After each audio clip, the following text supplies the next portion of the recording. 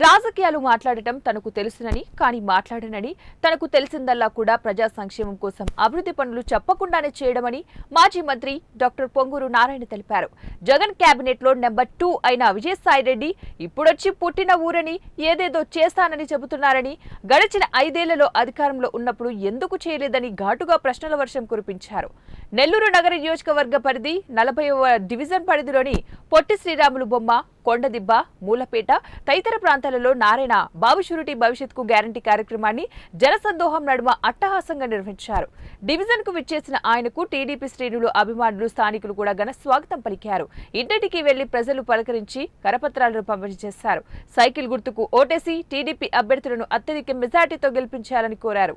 ఈ సందర్భంగా మాజీ మంత్రి డాక్టర్ పొంగూరు నారాయణ మాట్లాడుతూ, ఈ నెల 16న విడుదల చేసిన ఎన్నికల నియమావళిని అందరూ కూడా పాటించవలసిందిగా అవసరం ఉందని తెలిపారు. గతంలో వర్షం వచ్చిన సమయంలో ఈ ప్రాంతం పూర్తిగా మునిగిపోవడంతో అప్పటి ముఖ్యమంత్రి నారా చంద్రబాబు నాయుడు 4 రోజులు ఇక్కడే ఉండి సహాయక చర్యలు చేపట్టారని, అదేవిధంగా తాను సైతం నిత్యం పర్యవేక్షణలో ఉండి ప్రజల శ్రేయస్సు కోసం కృషి చేస్తానన్నారు.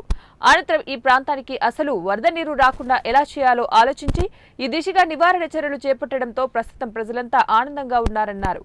తాను మంత్రిగా ఉన్న సమయంలో చేసిన అభివృద్ధిని చూసి నెల్లూరు ప్రజలు ఓటేసి గెలిపించారని కోరారు. ఈ కార్యక్రమంలో టీడీపీ నాయకులు, కార్యకర్తలు, అభిమానులు అధిక సంఖ్యలో పాల్గొన్నారు.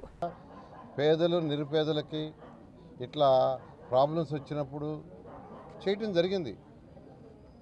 ఈరోజు అందుకనే ప్రజలు ఎక్కడ పోయినా ఇక్కడికి వస్తే ప్రతి ఒక్కరు ఏం కోరుకుంటున్నారంటే, సార్ మీరు ఆ రోజు 2015లో దగ్గరుండి చేశారు, ఆ తర్వాత నుంచి ఇద్దరికి ఒక చుక్క నీరు లేదు, ఎన్నోసార్లు వర్షాలు వచ్చినాయి, తుఫాన్లు వచ్చినాయి, ఇలా యాక్చువల్గా పరిపాలన చేయడం జరిగింది. నెల్లూరులో డెవలప్మెంట్ అంటారా, మీకు అందరికీ తెలుసు. నేను ఇప్పుడు ముందు చెప్పలా, చేసి తర్వాత మాట్లాడా. నేను మాటల మనిషిని కాదు. ఇప్పుడు కొందరు వచ్చి కంటెస్ట్ చేస్తున్నారు, వాళ్ళు వచ్చి నేను అది చేస్తా, ఇది చేస్తా అని చెప్తున్నారు. నేను మీ ఊరు మనిషిని, నేను నెల్లూరు మనిషిని, నేను అది చేస్తా, ఇచ్చా. ఎందుకు చేయలేదు 5 సంవత్సరాల పరిపాలనలో? 5 సంవత్సరాల పరిపాలన నెంబర్ 2 ఆయన ఎంపీ గారు, ఇప్పుడు విజయసాయిరెడ్డి గారు ఇక్కడ కంటెస్ట్ చేస్తున్నారు, ఆయన నెంబర్ 2. జగన్మోహన్ రెడ్డి క్యాబినెట్లో నెంబర్ 2. ఎందుకు డెవలప్ చేయలేదు 5 సంవత్సరాలు? ఎందుకు అండర్ గ్రౌండ్ సివరేజ్ కంప్లీట్ చేసి దోమల్ని నెల్లూరు నగరం ఎందుకు చేయలేదు? సంగం బ్యారేజ్ నుంచి అన్ని కోట్లతో తెస్తే ఎందుకు దాన్ని కంప్లీట్ చేయలేదు?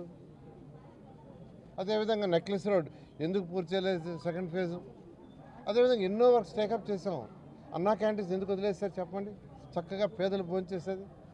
పేదలు, నిరుపేదలు ఉదయాన్నే వర్క్స్ పోయేవాళ్ళు, కూలీ నాలికి పోయేవాళ్ళు, ఇంట్లో వంట చేసుకొని బాక్సులో వెతుకొని పోవటం కష్టమనే దాంతో అన్నా క్యాంటీన్స్ పెట్టాము. అన్నా క్యాంటీన్స్ ఎవరు పెట్టాము?